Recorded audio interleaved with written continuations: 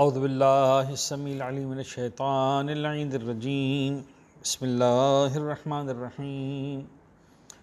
الحمدللہ رب العالمین والصلاة والسلام علی اشرف الانبیاء والمرسلین حبیب الہ العالمین سیدنا و نبینا ابی القاسم محمد اللہم صلی علی محمد وعلی اہل بیتہ الطیبین الطاہرین المعصومین المنتجبین لا سیما علی بقیۃ اللہ فی الارضین وحجتہ علی العالمین واللعن الدائم علی اعدائہم ومنکری فضائلہم وغاصبی حقوقہم اجمعین من یوم ظلمہم وغصبہم وعداوتہم الی یوم الدین بسم اللہ الرحمن الرحیم اللہم کن ولیک الحجۃ ابن الحسن صلواتک علیہ وعلی آبائہ فی ہذہ الساعہ وفی کل ساعہ ولیاً وحافظاً وقائداً وناصراً ودلیلاً وعینا حتی تسکنہ ارضک طوعا وتمتعہ فیہا طویلا اما بعد فقد قال اللہ الحکیم فی کتابہ المبین بسم اللہ الرحمن الرحیم ووجدک عائلا فاغنا صلوات پڑھیں گے محمد و آل محمد پر اللہم صلی علی محمد و آل محمد۔ عزیزان گرامی قدر اور محترم اساتذہ، ظاہر سی بات ہے کہ 10ویں رمضان کی شب کی مناسبت سے یہ گفتگو آپ کی خدمت میں پیش کی جا رہی۔ شہزادی کونین جناب فاطمہ زہرا کی والدہ ماجدہ اور ام المؤمنین پیغمبر اکرم کی شریک حیات حضرت خدیجہ طاہرہ سلام اللہ علیہا کی وفات کی شب ہے۔ 10 رمضان کا دن تاریخ کے اعتبار سے بتایا جاتا ہے کہ بیوی اس دنیا سے رخصت ہوئی، اور یہ جو ہماری چند منٹوں کی گفتگو ہے اس کا تعلق خالصتاً شہزادی کی حیات طیبہ سے ہوگا، ان کی زندگی کے بہت سارے نکات، کچھ باتیں میں آپ کے سامنے پیش کروں گا۔ شہزادی جناب خدیجہ طاہرہ، بہت ساری باتیں ان کا تذکرہ بار بار کیا جانا ضروری ہے، لہٰذا ان باتوں کو ہم دہراتے ہیں آپ کی خدمت میں۔ جناب ابراہیم کی نسل سے، یعنی یوں دیکھا جائے کہ جو نسل پیغمبر اکرم کی ہے در حقیقت آگے جانے کے بعد وہی نسل جناب خدیجہ طاہرہ سلام اللہ علیہا کی نسل بھی ہے۔ جناب پیغمبر اکرم جناب ابراہیم کی نسل سے ہیں، جناب خدیجہ طاہرہ سلام اللہ علیہا بھی جناب ابراہیم کی نسل سے ہیں، بلکہ حتیٰ جناب خدیجہ کی والدہ بھی ظاہراً جناب ابراہیم ہی کی نسل سے ہیں، اور اس اعتبار سے یہ انتہائی پاک و پاکیزہ شجرہ ہے کہ جناب خدیجہ بیت شرف رسالت مآب صلی اللہ علیہ وآلہ وسلم میں تشریف لاتی ہیں۔ میں آپ کو بہت سارے نکات ایک ایک کر کے بتانے، لیکن اسی بات سے ہم آغاز کرتے ہیں کہ اس بیوی کی عظمت کوئی کیا بیان کرے، اس بیوی کے مقام اور مرتبے کو کوئی کیسے لکھ سکتا ہے یا کیسے بیان کر سکتا ہے کہ پروردگار عالم جس بیوی کو اپنا سلام کہلوائے، یعنی یوں سمجھ لیجیے کہ یہاں پر آنے کے بعد میرے حساب سے بات ختم ہو جاتی ہے۔ اور یہ روایت ایسا نہیں کہ صرف اہل تشیع کی کتابوں میں، اہل تسنن کی کتابوں کے اندر بھی، یعنی بطور خاص جو ہے وہ یہ روایت موجود ہے۔ ظاہراً بخاری نے لکھا ہے اس کو اور مسلم میں بھی لکھا ہے اس روایت کو کہ ایک مرتبہ جناب جبرائیل اللہ کے رسول کے پاس آئے، اور یہ اس وقت کی بات ہے کہ جب جناب خدیجہ طاہرہ سلام اللہ علیہا پیغمبر اکرم کی خدمت میں غذا لے کر آتی تھیں، جب پیغمبر غار حرا میں عبادت فرمایا کرتے تھے، تو جناب پیغمبر اکرم کی خدمت میں جناب جبرائیل تشریف لاتے ہیں اور آ کر کہتے ہیں کہ اللہ کے رسول، یہ خدیجہ ہیں جو آپ کے پاس آ رہی ہیں، هذه خدیجۃ قد اتت معها اناء فیہ ادام او طعام او شراب، اور ساتھ میں برتن لے کر آ رہی ہیں جس میں سالن ہے، غذا ہے، یا کوئی کھانے پینے کی چیز لے کر آ رہی ہیں۔ فَإِذَا هِيَ أَتَتْكَ فَقْرَ عَلَيْهَا السَّلَامُ مِن رَبِّهَا وَمِنِّي۔ جناب جبریل فرماتے ہیں کہ اے حبیب خدا، جب شہزادے اپنی خدمت میں حاضر ہوں، جب آ جائیں آپ کے پاس، تو ایک کام کیجیے گا کہ میری طرف سے اور اللہ کی طرف سے خدیجہ کی خدمت میں سلام عرض کر دیجیے گا. وہ بشرھا ببیت فی الجنت، اور ان کو بشارت دیجیے گا جنت میں ایک مکان ان کو ملے گا ایسا. پروردگار جس کو سلام بھیجے، جناب جبرائیل جس کو سلام بھیجیں. اور ایک زبردست روایت ہے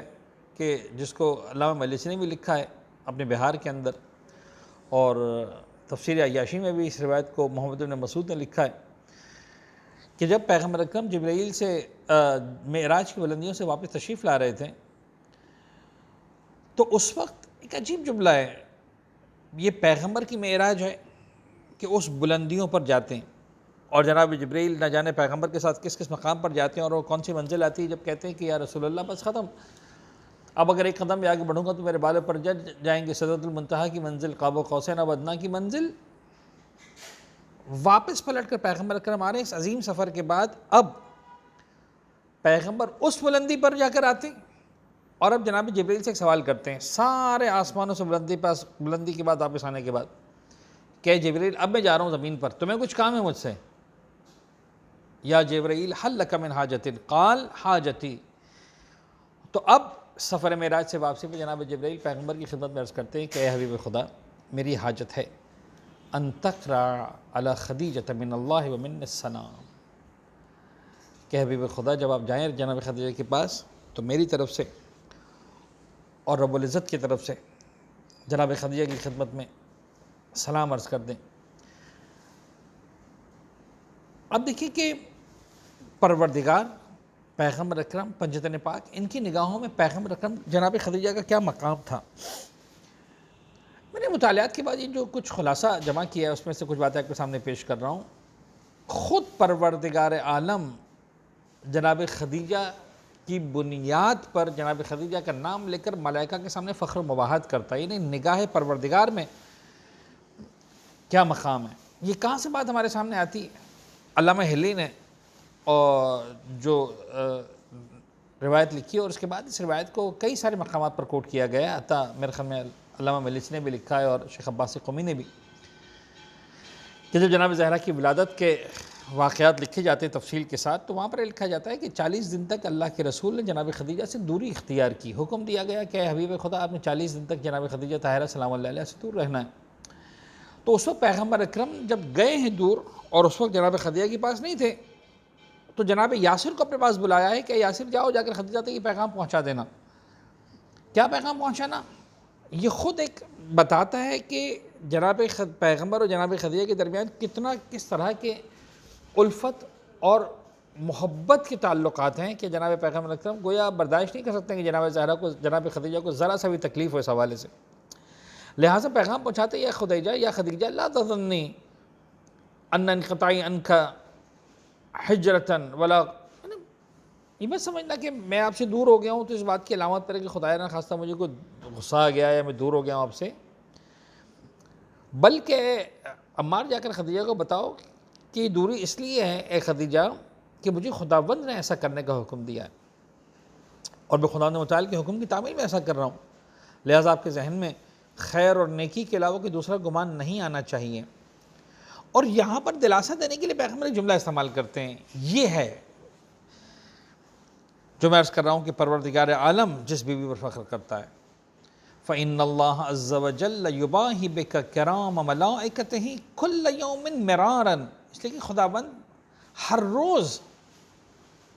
کل یومن مراراً کئی مرتبہ آپ کی وجہ سے ملائکہ پر فخر و مباحات کرتا ہے، آپ کا نام لے کر اپنے بزرگ کرام و ملائکت ہیں. نگاہ پروردگار میں جناب خدیجہ کا مقام، نگاہ پیغمبر اکرم میں کیا مقام ہے جناب خدیجہ طاہرہ کا. اہل سنت، اہل تشیع علماء نے اس روایت کو لکھا ہے، عجیب الفاظ ہے، خدیجہ وَأَيْنَ مِثْلُ خدیجہ، خدیجہ کہاں ہے خدیجہ جیسی. صدقتنی حین کذبنی الناس، خدیجہ نے اس وقت میری تصدیق کی ہے، اس وقت اس پر ایمان کا اظہار کیا ہے، اس وقت میرا ساتھ دیا ہے جب لوگ مجھے جھٹلاتے تھے، مجھے جھوٹا بولتے تھے. دین خدا پر اس نے میری مدد کی ہے، اپنے مکمل مال کے ساتھ میری حمایت کی ہے. لہٰذا خدا نے متعال نے مجھے حکم دیا کہ میں خدیجہ کو جنت میں موجود زمرد جیسے بنے ہوئے ایسے محل کی خوشخبری دوں جس میں کسی قسم کی تکلیف و زحمت نہیں ہوگی۔ پیغمبر جناب خدیجہ کو الفاظ میں ایک مرتبہ نہیں کئی مرتبہ بار بار یاد کیا کرتے تھے۔ یعنی شاید یہی راز تھے کہ اہل بیت اطہار کے پیغمبر اکرم کی ازواج باقاعدہ، یعنی حتیٰ بعض اوقات کہتی ہیں، خود منہ سے کہتی ہیں جناب پیغمبر کی ایک بیوی کہ مجھے کسی بیوی سے حسد نہیں ہوا، حالانکہ ساتھ میں رہتی تھی، مجھے صرف ایک بیوی سے حسد ہوا جس کو حالانکہ میں نے دیکھا تک نہیں تھا۔ اس لیے کہ پیغمبر جب بھی کوئی بات ہوتی تھی یاد کرتے تھے خدیجہ کو۔ میں تڑپ کر کہتی تھی یا رسول اللہ، آپ کو خدا نے جوان بیوی دی ہے اس کے مقابلے میں، اچھی بیوی دی ہے۔ پیغمبر فرماتے ہیں نہیں، مجھے خدا نے خدیجہ کی بات خدیجہ ایسی بیوی نہیں دی۔ پیغمبر کی نگاہوں میں مقام جناب خدیجہ، مولا کائنات کی نگاہوں میں، پنجتن پہ چلتے ہیں آہستہ آہستہ، مولا کائنات کی نگاہوں میں روایت مولا کائنات ارشاد فرماتے ہیں سادات نساء العالمین اربعٌ خدیجہ بنت خویلد، خواتین کی جو سردار خواتین پورے عالمین میں چار ہیں، خدیجہ ہیں، فاطمہ ہیں، آسیہ ہیں، مریم ہیں۔ جناب خدیجہ کا نام مولا کائنات امیر کائنات اس میں لکھتے ہیں۔ امام مجتبیٰ، عجیب روایت ہے، ایک آیت ہے قرآن مجید کے اندر سورہ انفطار کی آیت نمبر 18، فی ای صورت ما شاء رکبک، خدا نے جس حالت میں چاہا، جس صورت میں چاہا، جس تصویر میں چاہا ڈھالنا چاہا تم کو ڈھالا۔ انسانوں کے بارے میں بات کی کہ انسان جب ہم بچوں کو پیدا ہوتا ہے تو ہم کہتے ہیں نا کہ سب فلاں کی تصویر ہے، فلاں کی تصویر ہے، فلاں پر گیا ہے، اور پروردگار نے کہا کہ فی ای صورت ما شاء رکبک۔ وہاں پر امام مجتبیٰ کی روایت ہمیں نظر آتی ہے، عجیب ہے، اس پہ فخر کرتے تھے امام حسن مجتبیٰ، فرماتے تھے صور اللہ عز وجل علی ابن ابی طالب فی ظہر ابی طالب علی صورت محمد فکان علی ابن ابی طالب اشبہ الناس برسول اللہ۔ پروردگار عالم نے علی ابن طالب کو صلب ابو طالب میں پیغمبر کی صورت میں خلق فرمایا۔ یہی وجہ ہے کہ مولا کائنات لوگوں میں سب سے زیادہ رسول خدا کے مشابہ تھے۔ اس کے بعد فرماتے ہیں وَكَانَ الْحُسَيْنُ بْنُ عَلِي أَشْبَهَ النَّاسِ بِفَاطِمَةٍ، اللہ اکبر۔ اور مولا حسین سرکار کا چہرہ مبارک اور وجود مقدس سب سے زیادہ شبیہ تھا فاطمہ زہرا کی ماں پر گئے تھے، اور اپنے بارے میں فرماتے تھے وَكُنْتُ أَنَا أَشْبَهَ النَّاسِ بِخَدِيجَةِ الْكُبْرَى، اور میں لوگوں میں سب سے زیادہ اپنی جدہ جناب زہرا سلام اللہ، جناب خدیجہ سلام اللہ علیہ سے مشابہ ہوں۔ اور اس بات پر امام مجتبیٰ فخر کرتے تھے۔ سرکار سید الشہداء، آپ ذرا دیکھیں، بات آگے بڑھاتے ہیں پنجتن کے حوالے سے، سید الشہداء کیا فرماتے تھے؟ یعنی حتیٰ کربلا کے میدان میں جب دشمنوں کے سامنے اور لشکر کفار کے سامنے مولا حسین جو ہے وہ آخری خطبے کے لیے تشریف لائے، جو خطبہ دیا ہے، تو اس وقت طویل خطبے کے اندر جب اپنا تعارف کروایا ہے، حالانکہ مولا حسین کسی تعارف کے محتاج نہیں تھے، اور یہ کہا بھی کہ جو جانتا ہے مجھے وہ جانتا ہے، جو نہیں جانتا وہ جانے۔ فَإِنِّي ابن بنت نبیکم، میں تمہارے نبی کی بیٹی کا بیٹا ہوں، فاطمہ زہرا کا بیٹا ہوں۔ وجدتی خدیجہ زوجۃ نبیکم، اور میری جدہ خدیجہ ہے جو تمہارے رسول کی زوجہ ہیں۔ جناب خدیجہ کے نام سے اپنے تعارف کرواتے ہیں۔ حتیٰ واقعات کربلا کے بعد سرکار امام سجاد یہ دربار یزید میں خطبہ دیا ہے، وہاں پر بھی جملے عجیب انداز سے میرے مولا شہید سجاد نے اس خطبے کے اندر جہاں اپنے فضائل پڑھیں، یا معاشر الناس فمن عرفنی فقد عرفنی ومن لم یعرفنی فانا اعرفہ نفسی، لوگوں جو مجھے پہچانتا ہے وہ جانتا ہے، جو نہیں جانتا اس کو میں تعارف کروا رہا ہوں۔ انا ابن مکہ منا، انا ابن مروۃ والصفا، انا ابن محمد المصطفیٰ، میں ہوں مکہ اور منا کا فرزند، میں ہوں زمزم و صفا کا فرزند، میں محمد مصطفیٰ کا لال ہوں۔ انا ابن علی المرتضیٰ، میں علی مرتضیٰ کا بیٹا ہوں۔ انا ابن فاطمہ الزہراء، فاطمہ زہرا کا لال ہوں۔ اور پھر جملہ کہاں ہے، انا ابن الخدیجۃ الکبریٰ، میں خدیجۃ الکبریٰ کا بیٹا ہوں۔ فخر کیا ہے پیغمبر اکرم نے، والا کائنات نے، حسن و حسین نے۔ کیا خصوصیات ہیں، کیا وجوہات ہیں، ظاہر سی بات ہے کہ یہ بڑا مقام ہے جناب خدیجہ کو ملا ہے۔ اچھا، اور آپ دیکھیں فضائل کے اندر ایک روایت ہے کہ جب اس دنیا سے رخصت ہو گئی جناب خدیجہ کبریٰ سلام اللہ علیہا، جناب زہرا بہت چھوٹی تھی، بار بار فریاد کرتی تھی بابا سے، بابا میری ماں کہاں ہے، میری ماں کو کہاں چھوڑ کر آ گئے۔ سرکار امام صادق کی روایت ہے یہ، اور جناب توسی نے اپنے حوالے میں اس کتاب کو، اس روایت کو لکھا ہے۔ تو پیغمبر نے، تو امام صادق فرماتے ہیں کہ جبریل اس وقت پیغمبر خدا پر نازل ہوتے تھے، فرماتے تھے کہ خداوند متعال کہہ رہا ہے کہ فاطمہ کو میرا سلام دیں اور اسے کہیں کہ تمہاری ماں جنت میں ہے، جنت کے بانس سے بنے ہوئے گھر میں، جس کی دیواریں سونے کی ہیں، سے گھر اور ستون، اس گھر کے ستون سرخ یاقوت سے بنے ہوئے ہیں، اور وہ جناب آسیہ اور جناب مریم کے پاس رہتی ہیں۔ جب بھی سنتی تھی جناب زہرا تو فرماتی تھی اللہ سلام ومنہ السلام، خدا خود سلام ہے، اس کی طرف سے بھی سلام ہے، اور سلام کو پلٹ کر بھی جا کر خدا کی طرف جانا ہے۔ حتیٰ ایک مقام پر نقل ہوا جناب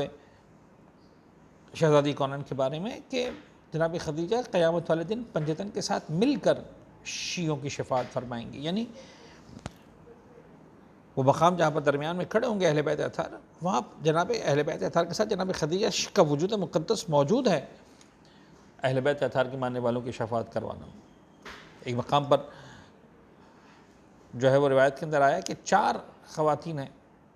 کہ جنت جن کی مشتاق ہے، ان میں سے جناب خدیجہ، جناب مریم کی مشتاق ہے جنت، جناب خدیجہ، یعنی جناب مریم بنت عمران، جناب آسیہ، جناب خدیجہ اور جناب فاطمہ۔ جناب خدیجہ ان خواتین میں سے ہیں کہ جنت چاہتی ہے کہ یہ خواتین تشریف لائیں اور گویا جنت کے شرف میں اضافہ فرمائیں۔ ایک روایت اہل سنت میں بڑی عجیب ملتی ہے، مجھے شاید اہل تشیع میں بھی روایت ملے، لیکن عجیب ہے جناب اہل تسنن کے اندر روایت کہ جناب آدم تقابل فرماتے ہیں، کہتے ہیں کائنات کے ہر انسان سے میں بلند ہوں، لیکن اس لیے کہ میں سب سے پہلا ہوں جو سب سے پہلے جنت میں گیا وغیرہ وغیرہ، لیکن ایک ذات ایسی ہے جو مجھ سے بلند ہے اور جس کا میں مقابلہ نہیں کر سکتا، اور وہ پیغمبر اکرم کا نام لیتے ہیں اور اس کے بعد وجوہات بیان کرتے ہیں۔ وجوہات میں سے ایک وجہ یہ ہے، وجہ یہ ہے کہ اس کی بیوی، اس نے دین میں ساتھ دیا اپنے شوہر کا، اور میری بھی وہ جو اس بات کا سبب بنی کہ میں ان جو الفاظ ہے جس کو خلاصہ ہے کہ میں گویا جنت سے نکل کر زمین پر آیا۔ یہ ہے جناب خدیجہ سارا کا سارا۔ لیکن عزیزان گرامی اگر آپ غور کریں کہ کیا راز ہے، ہم کیا کہیں کہ کیوں شہزادی جناب خدیجہ طاہرہ سلام اللہ علیہ کو اتنا بلند مقام عطا ہوا، اتنی فضیلت کی حقدار قرار پائیں، تو آپ دیکھیں گے کہ اس کا شاید راز یہ ہے کہ جناب خدیجہ طاہرہ سلام اللہ علیہ نے اپنی زندگی وقف کر دی تھی پیغمبر اکرم کے لیے، وقف کر دی تھی، یعنی گویا انداز یہی تھا کہ ایسا اپنے آپ کو سرنڈر کیا ہے اپنے شوہر کے سامنے، نبی خدا کے سامنے، کہ گویا جناب خدیجہ نے اپنے وجود کو ختم کر دیا تھا وجود پیغمبر اکرم کے اندر۔ مال کے حوالے سے ہو، بعض اوقات چھوٹا لگتا ہے تذکرہ، لیکن قرآن آپ ذرا غور کریں، وَوَجَدَكَ عَائِلًا فَأَغْنَىٰ، اے حبیب کیا خدا نے تم کو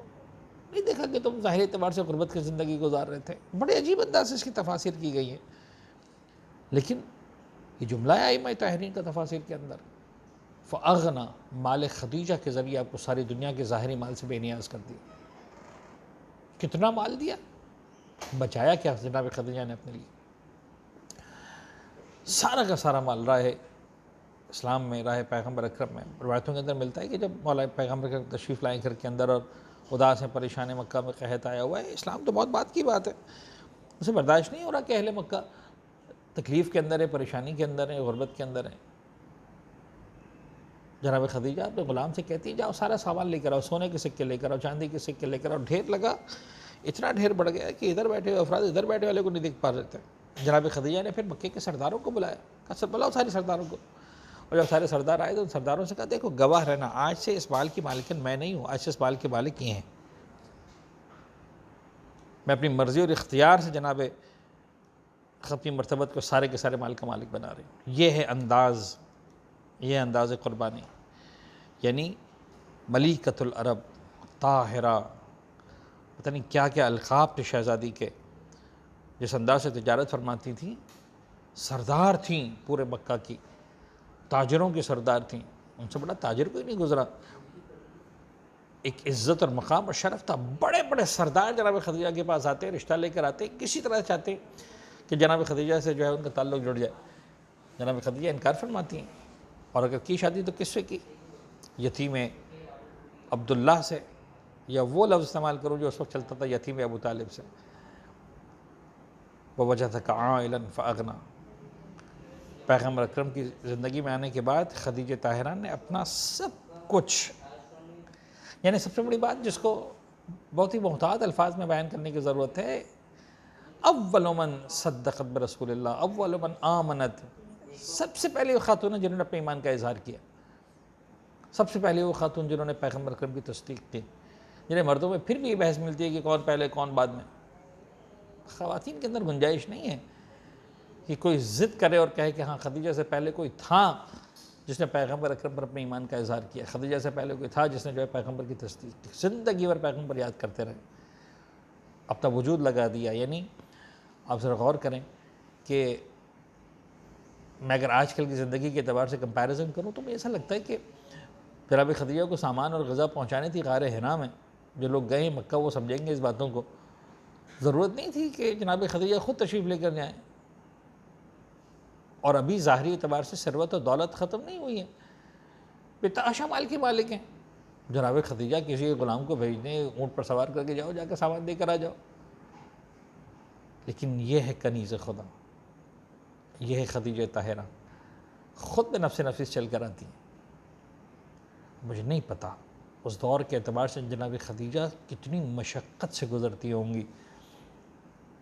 کہ پیغمبر کے لیے غذا لے کر غار حرا کی بلندی پر جا رہی، پھر تو بنتا ہے کہ جبرائیل آئیں اور آ کر کہیں کہ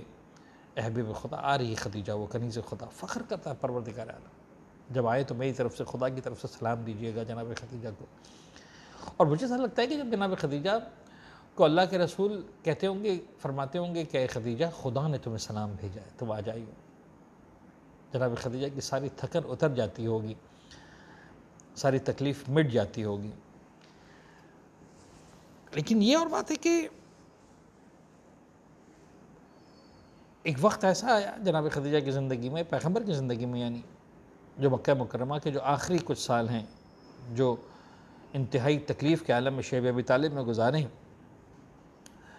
تو وہاں پر جس غربت کو دیکھا ہے جناب خدیجہ نے، جناب زہرا کی ولادت ہو چکی ہے، جس تکلیف کے عالم کو دیکھا ہے، جس مصائب کو دیکھا ہے، یہ جملہ جناب خدیجہ کی شان میں واقعی مناسب نہیں لگتا، لیکن شاید سمجھانے کے لیے کہنا ضروری ہے کہ خواتین بعض اوقات ناراضگی کا اظہار کر جاتی ہیں اگر شوہر کی طرف سے تکلیف پہنچے، لیکن ایک جملہ تاریخ میں نہیں ملتا کہ جناب خدیجہ نے پیغمبر سے کہا کہ اے رسول اللہ، آپ کے ساتھ شادی کرنے کے بعد تو گویا میری زندگی تکلیفوں میں آ گئی، مصائب کے اماج کا بن گئی، ایک مقام پر نہیں ملتا۔ 3 سال شیب ابی طالب کس انداز سے گزارا ہے جناب خدیجہ نے جناب ابو طالب کے اس مکان میں اور اس شیب میں، یہ واقعاً وہی افراد جانتے ہیں جنہوں نے 3 سال شیب ابی طالب میں گزارے، جب بعض اوقات کئی دن تک کھانے کے لیے کچھ نصیب نہیں ہو رہا، روٹی خریدنا آسان نہیں ہے، روٹی پکانا آسان نہیں ہے، روٹی بنانا آسان نہیں، غذا کا حصول آسان نہیں۔ بعض روایتوں میں کہ جناب خدیجہ نے کوئی جڑی بوٹی تھی، زہریلی تھی، یعنی غربت اتنی تھی، میں اس کو سمجھانے کی کوشش کروں کہ اس تکلیف کے عالم میں زمین کو کھودا جاتا تھا، یہ ہماری طرح کے مکان نہیں ہوتے تھے ماربل لگے ہوئے، فرش لگے ہوئے، کچے فرش کے مکانات ہوتے تھے، تو اس مٹی کو کھودنے میں کوئی جڑی بوٹی نکلتی تھی، کوئی درخت تھی، کوئی پرانی جڑ نکلتی تھی، اس کی چھال کو اتار کر اس کو چوس لیتے تھے، 2 قطرے شاید پانی کے مل جائیں، اور اس میں کوئی زہریلی جڑی بوٹی آ گئی، جناب خدیجہ نے اس کو استعمال کر لیا، شیب ابی طالب سے نکل تو آئے، لیکن اس کے بعد جناب خدیجہ زیادہ وقت نہیں گزار سکیں، ہجرت سے 3 سال پہلے بیمار ہو گئی۔ روایت کے جملے سنیں، اللہ کے رسول عیادت کے لیے تشریف لے جاتے ہیں اور دلاسا دیتے ہیں. جملہ ارشاد فرماتے ہیں اما علمت ان اللہ قد زوجنی معک فی الجنہ. اے خدیجہ، کیا تمہیں معلوم ہے جنت میں بھی پروردگار نے تمہیں ہی میری زوجہ قرار دیا. بہر انوار میں کہ جناب خدیجہ کی بیماری شدید ہو گئی تو اللہ کے رسول کی خدمت میں فرماتی ہیں یا رسول اللہ میری چند وصیتیں ہیں. تین بڑی عجیب وصیتیں کی ہیں. فرماتی ہیں یا رسول خدا، میں نے آپ کے حق میں اگر کوئی کوتاہی کی ہو تو مجھے معاف کر دیجیے گا. اللہ کے رسول شاید آپ بیدہ ہو گئے ہوں گے. فرماتے ہیں ایسی بات نہ کرو خدیجہ، آپ تو ہمیشہ میری حمایت کرتے کرتے اب تھک گئی ہوں گی. آپ نے اپنے سارے مال کو خدا کی راہ میں خرچ کر دیا.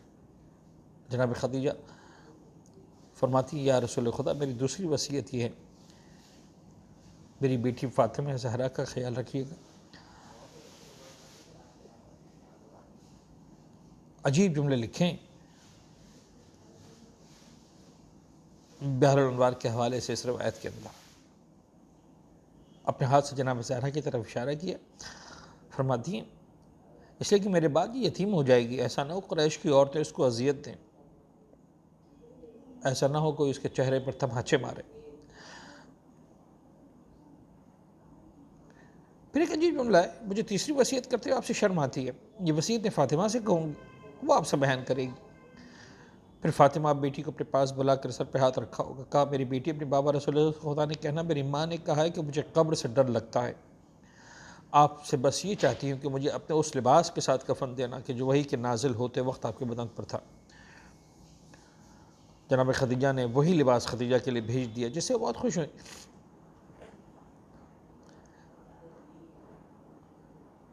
ایک وقت آیا جب جناب خدیجہ اس دنیا سے رخصت ہو گئی. جناب خدیجہ کو پیغمبر اکرم نے اپنے ہاتھوں سے غسل دیا، کفن دیا. جناب جبرائیل جنت سے کفن لے کر نازل ہوئے اور عجیب جملہ ہے یا رسول اللہ خداوند متعال نے آپ کو سلام کہا، فرمایا ہے کہ اس نے اپنے سارے مال کو میری راہ میں خرچ کر دیا. اب حق یہ ہے کہ اس کو میں خود اپنی طرف سے کفن دوں. جنت کا کفن آیا، پیغمبر نے اپنا پیراہن پہنایا. میں دو جملے عرض کرنا چاہتا ہوں. جو کائنات کی عظیم ترین خاتونوں میں سے، خواتین میں سے خاتون تھی جس نے اپنا سب کچھ راہ خدا اور راہ اسلام میں قربان کر دیا تھا. پتہ نہیں کیا ہوا امت کو، 65 سال سے زیادہ کا عرصہ نہ گزرا تھا کہ اسی خدیجہ طاہرہ کا لال کربلا کی سرزمین پر بے گور و کفن کا مارا گیا. ایک جملہ اور عرض کرنا چاہتا ہوں، مجھے نہیں پتہ مسائل میں جملہ صحیح ہے کہ نہیں، لیکن ایک عرض کرنا چاہتا ہوں. تاریخ میں خدیجہ کبریٰ کی جو قربانی ہے وہ اپنے مقام پر سارا مال راہ خدا میں دین اسلام کو بچانے کے لیے، دین اسلام کو بقا کے لیے قربان کر دی. شاید یہی سنت تھی جو کربلا کے میدان میں دہرائی گئی جب 4 سال کی خدیجہ نے اپنے کانوں کے گوشوارے اسلام اور دین کی بقا کے لیے قربان کر دی. شاید یہی راز سے جب بابا کا کٹا ہوا سر زندان شام میں سکینہ کی گود میں آیا تھا تو تڑپ کر کہا تھا بابا دیکھو میرے کانوں سے ابھی بھی گوشوارے چھین لیے گئے، بابا میرے کانوں سے اب بھی لہو جاری ہے. جناب خدیجہ کا غسل و کفن مکمل ہوا. پیغمبر جنازے کو لے کر چلے جنت المعلیٰ کی طرف. میری نگاہوں سے شادی منظر دیکھا جا سکے. جناب زہرا ماں کے جنازے سے لپٹ کر کہتی ہوں گی، بابا کے قدموں سے لپٹ کر کہتی ہوں گی بابا میری ماں کو کہاں لے کر جا رہے ہیں، مجھے نہ لے کر جائے، مجھے ماں کو نہ لے کر جائیے. اس انداز سے پیغمبر اکرم آگے بڑھتے ہوں گے، 7 سال کی اس بچی کو دلاسا دیتے ہوں گے، سر پر ہاتھ رکھتے ہوں گے، شفقت سے سینے سے لگاتے ہوں گے.